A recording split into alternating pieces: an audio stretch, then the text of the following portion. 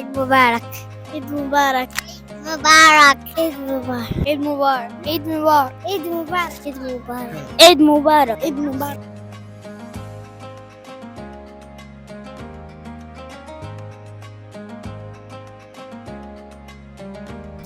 आज का दिन बहुत ख़ास है क्योंकि आज है ईद उल फित्र।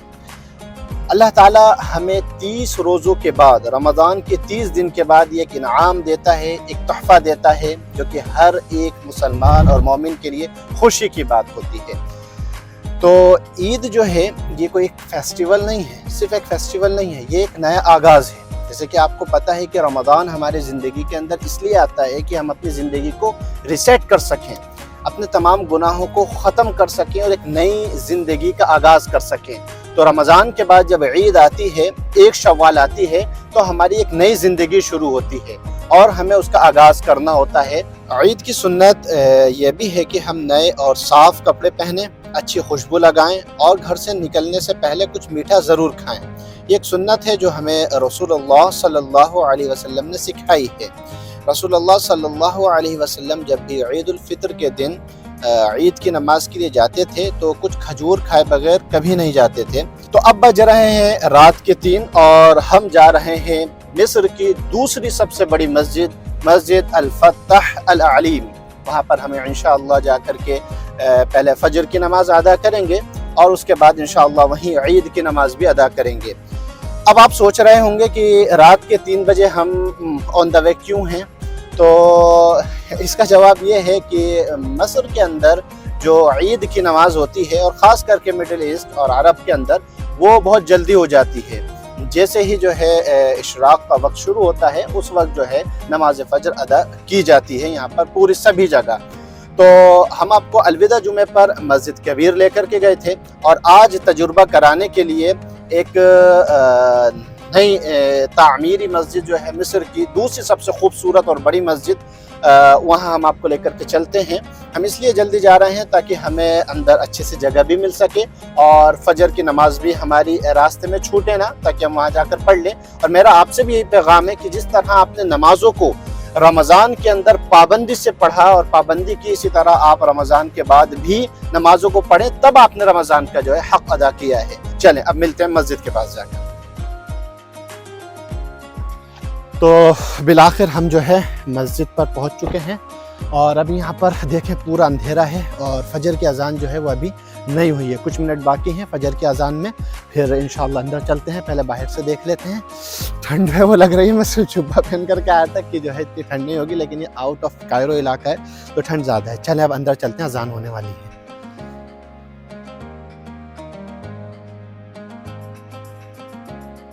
कार को पार्क करने के बाद जब हम गेट के पास पहुँचे तो यहाँ आकर के मालूम हुआ कि हम ही नहीं, बहुत सारे और लोग भी जो है यहाँ पहले से आ चुके हैं। तो सारे दूसरे मुल्कों के लोग और ख़ुद मसरी भी यहाँ पर जो है नमाज ईद के लिए आते हैं, जो हम अनकरीब आपको वीडियो के आगे दिखाएंगे। देखिए हमसे पहले भी कुछ लोग यहाँ पर जो है पहुँच चुके हैं।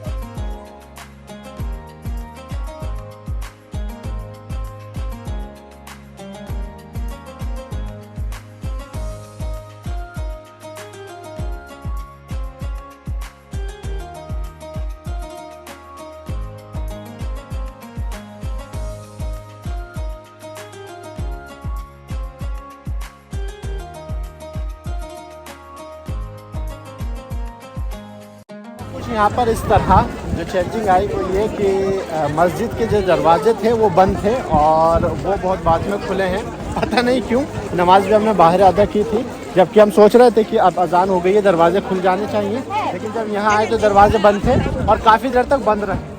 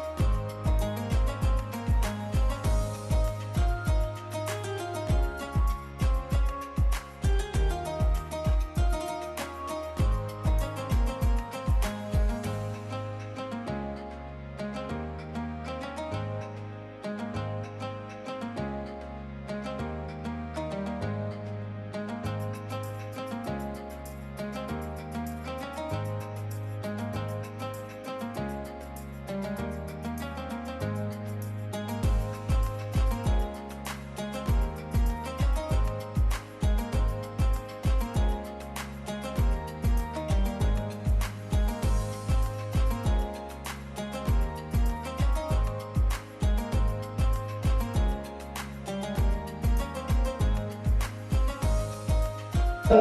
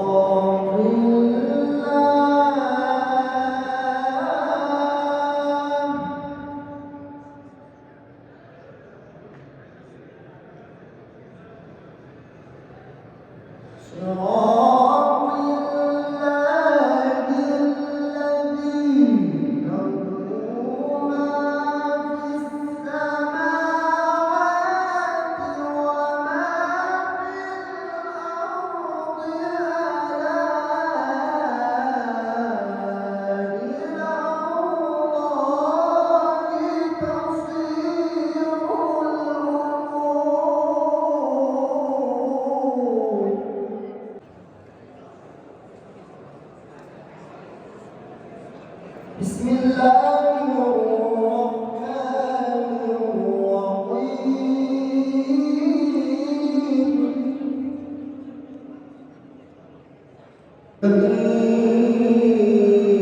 أخرج المرعى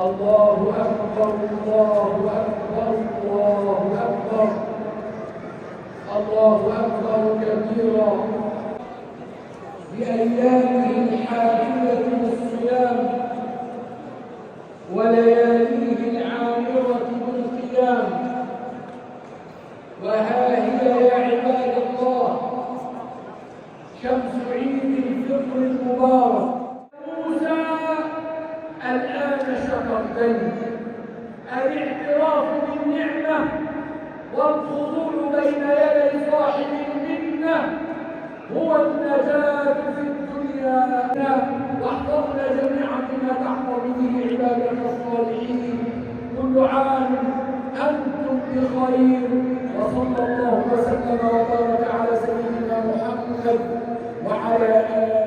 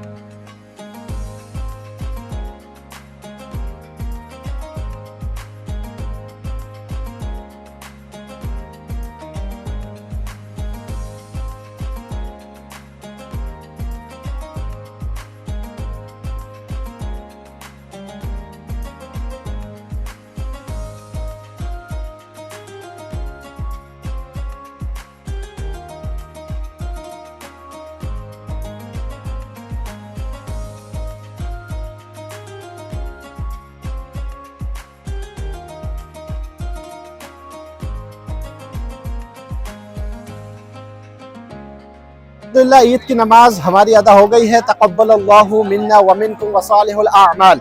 मस्जिद अब्दुल फत्ताह अल अलीम मेरे पीछे है, इसके सामने हम सामने खड़े हुए हैं। ये ईद का वो दिन है कि हर तरफ आप देख सकते हैं कि खुशियां नज़र आ रही हैं और लोग एक दूसरे को मुबारकबाद दे रहे हैं। लोगों के चेहरों पर मुस्कुराहट आपको नजर आएंगी। मुसाइब बिन सईद रज़ियल्लाहु ताला अन्हु रिवायत करते हैं कि ईद के दिन लोग एक दूसरे को मुबारकबाद देते और कहते तक़ब्बलल्लाहु मिन्ना व मिनकुम। तो वो नज़ारा यहाँ देखने को मिल रहा है। मेरे साथ थोड़ा आगे आए। ईद वो दिन है जहाँ पूरा इस्लाम, पूरा दुनिया का इस्लाम एक साथ एक त्योहार, एक फेस्टिवल मनाता नज़र आता है, जो कि एक देखने लायक होता है। यहाँ इतने मुल्कों के लोग हैं, हम सबसे भी एक एक करके ईदी भी मिलने की कोशिश करेंगे कि वो एक दूसरे को सिर्फ इस्लाम के तहत इस त्योहार को मना रहे हैं और एक दूसरे को मुबारकबाद दे रहे हैं। यहाँ सब एक साथ आपको नज़र आएंगे। ये त्योहार एक दूसरे के साथ मिलकर खुशी मनाने, एक दूसरे को मुस्कुराहट बांटने और एक दूसरे से मोहब्बत करने का पैगाम देता है कि सब एक दूसरे से गले मिल रहे हैं। मुसलमान एक दूसरे से मोहब्बत तो करते ही हैं, लेकिन इस त्योहार के अंदर वो मोहब्बत और बढ़ जाती है और दिल से दिल जुड़ जाते हैं और लोग एक दूसरे से मोहब्बत का इजहार इस तरह से करते हैं। अस्सलामु अलैकुम व रहमतुल्लाहि व बरकातहू। अल्हम्दुलिल्लाह कुल्लु अंत तय्यब, कुल्लु आम व अंतुम बखैर, दाइमन व अबदन, ईद मुबारक। من أين أنت؟ أنا من نيجيريا. من نيجيريا؟ ما شاء الله. ما اسمك؟ من الهند. أنا من الهند. اسمي يعقوب؟ ما شاء الله. وده اسمه عبد الله يعقوب. عبد الله يعقوب؟ ما شاء الله. السلام عليكم. سلم عليه. صح. وده هو اسمه الأمين. الأمين؟ أيوة أمين، كيف الحال؟ كله تمام؟ ما شاء الله. شكرا حبيبي، شكرا الله يخليك. السلام عليكم ورحمة الله وبركاته. كل عام وأنتم بخير حبيبي. تقبل الله منا ومنكم. ما اسمك؟ मजीद। इनका नाम मजीद है। मिन अइन अंत? مجيد मिन तोगुद। ये तोगुद के रहने वाले हैं और माशाअल्लाह बहुत अच्छे हैं। तो अल्लाह व बरकात के फल अखी कुल आम व अंतुम बखैर। أهلا وسهلا. أهلا وسهلا. أهلا وسهلا. حبيبي من أين أنت؟ من إندونيسيا. من إندونيسيا. ما شاء من الله. إندونيسيا. كيف مصر؟ والله مصر هذا بلدة جميلة. جميلة؟ أيوة كل الناس يجي لمصر يبوحها على طول، مش عايز يرجع ثاني. تمام. وكيف العيد؟ والعيد هنا ما شاء الله، يعني احنا بعد رمضان بعد شهر كامل نصوم في 30 يوم، يبقى هذا عيد من عند ربنا، احتفال للمؤمنين عشان نفرح بعد ما نصوم ونقيم الليل كله. الحمد لله دلوقتي فرحة من عند ربنا. ما شاء الله. ما اسمك يا حبيبي؟ أنا اسمي فاطين. فاطين. ما شاء الله. شكرا حبيبي. شكراً. ألف سلام. السلام عليكم. وعليكم السلام. كيف الحال؟ كل عام وأنتم بخير. تقبل الله منا ومنكم. من أين أنت أخي؟ من ماليزيا. من ماليزيا؟ نعم. كيف العيد وكيف مصر؟ كيف اليوم؟ طيب. طيب؟ طيب جدا. ما شاء الله. متى جئت إلى مصر؟ 2023. 23. ما شاء الله، يعني قبل سنتين. نعم. نعم. سنتين. أنت تدرس في جامعة الأزهر ولا؟ نعم في جامعة في أي كلية؟ كلية القرآن والقراءة. أنا ما شاء الله حبيبي، ما شاء الله ما شاء الله. الله يبارك، الله يخليك، الله يحفظك. آمين يا رب. مع السلامة حبيبي. السلام عليكم ورحمة الله وبركاته. كيف الحال أخي؟ الحمد لله بخير. الحمد كل عام وأنتم بخير. لله. عيد مبارك. تقبل الله منا ومنكم صالح الأعمال. ما اسمك؟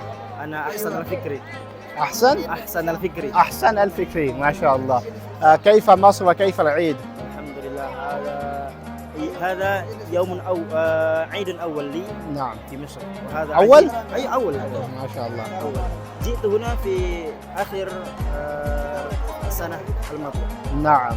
وهذا عيد أول لي، وهذا هنا أشعر بالسرور كثيرا، ما شاء أن الله. كثير الناس وأكثرهم وافدين. نعم أكثرهم وافدين. صح، أنت صح. وأهل مصر يكرمون الوافدين. صح بالضبط. أنت تدرس في جامعة الأزهر؟ أيوة. أي كلية؟ أنا في كلية الشرعية. كلية شرعية. حبيبي حبيبي शुक्र। अब इस ईद की खुशी को बच्चों में बांटने के लिए ये मैं एक पैकेट लेकर के आया था चॉकलेट का, तो सोच रहा हूँ कि ये यहाँ पर जो है तकसीम कर दी जाए ताकि बच्चों के ऊपर चेहरों पर मुस्कुराहट आ जाए और बच्चे खुश हो जाएं और ये ईद का दिन और भी ज़्यादा जो है अच्छा हो जाए। चलिए इसे जो है तौज़ीह करते हैं, यानी बांटते हैं बच्चों।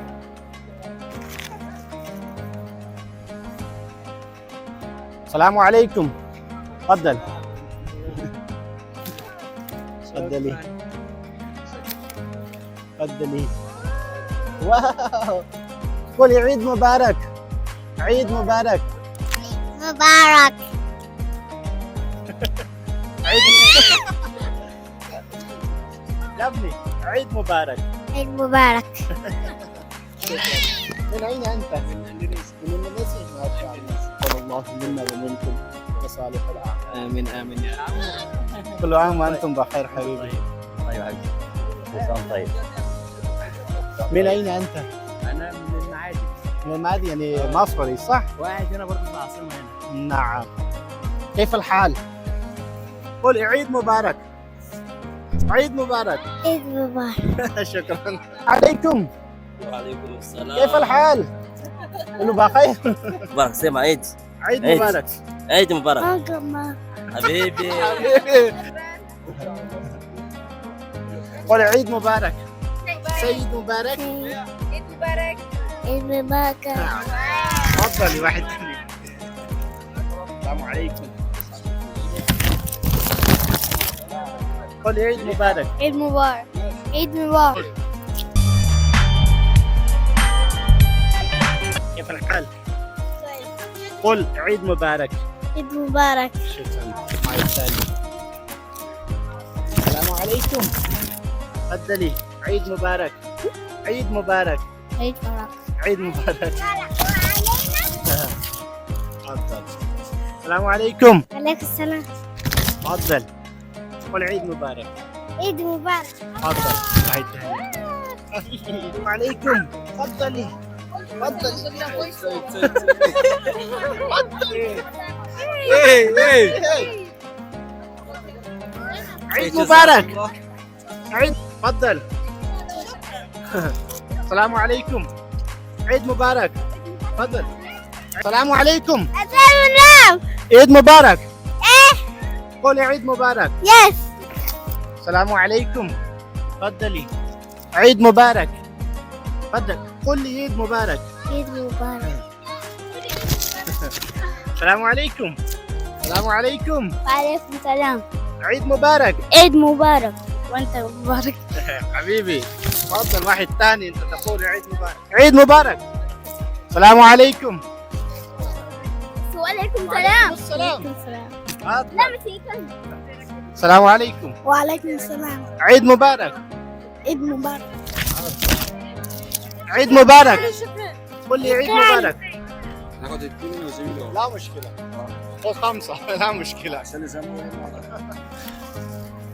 كل عام وأنتم بخير. وانت بخير يا عيد صاحبي. مبارك. وعليكم وعلى أمة محمد بارك. شكرا حبيبي. منين؟ من الهند. من الهند؟ نعم. كل سنة وانتم طيبين. أنت طيب. كل الشعب المصري وكل الهند وجميع دول أمة محمد كل سنة وانتم طيبين، وللسيد الرئيس عبد الفتاح السيسي كل سنة وانت طيب، وجميع مصر طيبين، وزوجتي وابني محمد وأبي وأم كل مصر طيبين. मस्जिद फ़तह अल अलीम सिर्फ एक मस्जिद नहीं, ये इस्लामी फ़न तामीर का एक नया नमूना है। और इस मस्जिद के 4 मीनारे हैं जो कि 95 मीटर के हैं अराउंड चारों। और इस मस्जिद के अंदर 21 गुम्मद बने हुए हैं जिसमें से एक बड़ा गुम्मद है। इसके अलावा इस मस्जिद की जो तामीर हुई थी वो जुलाई 2017 में शुरू हुई थी और उसके बाद सन 2018 दिसंबर में ख़त्म हो गई थी, यानी तकरीबन 1.5 साल में इस मस्जिद को जो है तामीर किया गया। और 11 जनवरी को इसके अंदर जो है पहला जुमा शेख उसामा अल अज़हरी ने पढ़ाया था और इस मस्जिद का इफ्तिताह यहाँ के प्रेसिडेंट अब्दुल फत्ताह अल-सीसी ने किया था।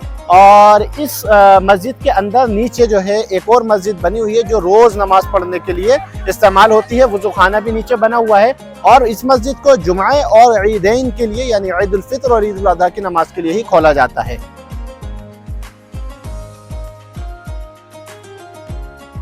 अब मस्जिद से घर की तरफ चलते हैं और घर जाकर देखते हैं कि हमारी रब्बतुल बैत ने आज ईद के स्पेशल मौके पर, ईद के मौके पर क्या ट्रेडिशनल डिश जो है तैयार की है और आपको भी दिखाते हैं। चलिए अब हमारे घर।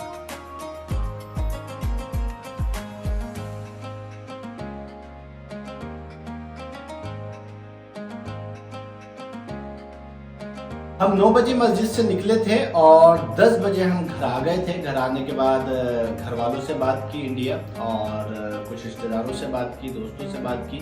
उसके बाद अब मैं फ्री होकर के बैठा हूँ। अब मैं आपको दिखाता हूँ कि हमारे रब्बतुल बैत ने आज ईद के स्पेशल मौके पर कौन कौन सी डिशेस तैयार की हैं। चलिए देखते हैं। आइए, तो यहाँ से शुरुआत करते हैं एपेटाइजिंग से।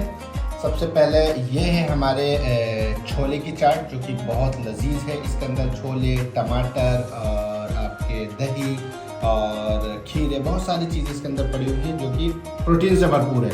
उसके बाद ये है डिलीशियस और इंडियाज़ बेस्ट जिसे बोलते हैं शाही टुकड़ा, बेहद शानदार। तो अब आगे क्या है नेक्स्ट, अगला जो है हमारे शामी कबाब, जो कि पूरी दुनिया में ही फेमस है जैसे कि आप जानते हैं। और कोई जो है घर ऐसा नहीं होगा जहाँ पर जो है ईद के दिन शामी कबाब नहीं बनते। और उसके बाद दूसरी इंटरनेशनल फेमस डिश जो है, जो हर घर के अंदर ईद पर बनना वाजिब है, वो है हमारी बिरयानी। बिरयानी भी हमारे यहाँ पर तैयार है।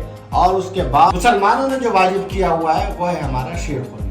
तो ये बेहतरीन कुछ डिशेस हमारे रब्बतुल बैत ने तैयार की हैं, और मैं उनका शुक्रिया अदा करूँगा कि वो इतना सब कुछ जो है करती हैं। अब आप सोचेंगे 2 लोगों के लिए इतना खाना, तो ये 2 लोगों के लिए नहीं है। कुछ मेरे दोस्त भी आने वाले हैं, कुछ जो है मेहमान भी आने वाले हैं, और रब्बतुल बैत के मेहमान भी आने वाले हैं। तो इंशाअल्लाह उनका भी इंतज़ार है। और एक टिप मैं आपको यहाँ देना चाहूँगा कि जब कभी भी आप किसी की दावत करें तो बेहतर ये होगा, वैसे तो मेहमान के साथ खाना सुन्नत है, और उस सुन्नत की वजह से जो है उस खाने का अल्लाह रब्बुल इज़्ज़त हिसाब भी नहीं लेता है। लेकिन एक टिप की अगर मैं बात करूं तो बेहतर ये होगा कि आप मेहमान के आने से पहले थोड़ा सा खुद खा लें। उससे ये रहेगा कि आप अच्छी तरीके से मेहमान को जो है खिला सकेंगे, उनकी जो है केयर कर सकेंगे। क्योंकि अल्लाह के रसूल सल्लल्लाहु अलैहि वसल्लम ने फरमाया कि जब तुम्हारे घर मेहमान आए तो उनकी इज्जत किया करो। तो ये भी एक तरीक़ा है मेहमानों के साथ जो है पेश आने का। तो बहरहाल ये ईद का जो हमारा व्लॉग था, जो कि हमने इस घर से ही शुरू किया था और यहाँ करके ख़त्म कर दिया है, तो इसे इंशाअल्लाह अब यहाँ पर ख़त्म करते हैं। क्योंकि मुझे खाना बहुत तेज़ भूख लग रही है, तकरीबन 12 बज चुके हैं। और फिर मिलते हैं इंशाअल्लाह एक अच्छे और बेहतरीन व्लॉग में। तो आपसे मेरी बस यही जो है इल्तिजा है कि आप दीन एंड लाइफ को देखते रहें, अच्छे अच्छे व्लॉग्स का इंतज़ार करते रहें, और सब्सक्राइब करना ना भूलें। तक़ब्बलल्लाहु मिन्ना व मिनकुम।